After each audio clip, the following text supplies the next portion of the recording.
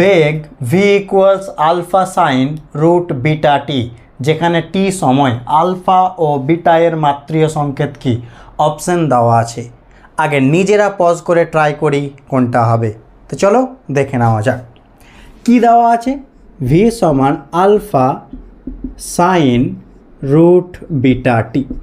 এবার একটা বিষয় বলো, এই যে আমরা সাইন থিটা বলি, এই যে টোটালটা, এটা কাকে বোঝাচ্ছে? একটা সংখ্যাকে বোঝাচ্ছে, মানে ধ্রুবককে বোঝাচ্ছে। যেমন সাইন 30 হাফ, সাইন 45 1/√2, সাইন 60 √3/2, একটা সংখ্যাকে বোঝাচ্ছে। তাহলে এটা ধ্রুবক রাশি, আর ধ্রুবকের মাত্রা কত? 1। তার মানে ভি এর মাত্রা আলফার মাত্রা সমান।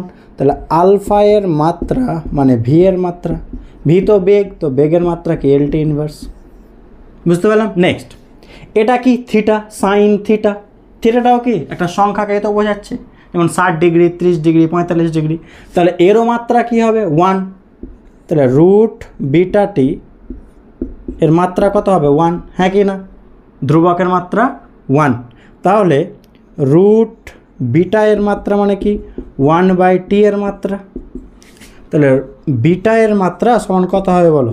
1/t² এর মাত্রা, মানে 1/T², টি ইনভার্স 2। তাহলে উত্তর হবে LT ইনভার্স আর T inverse 2, LT inverse T inverse 2। Option D is correct.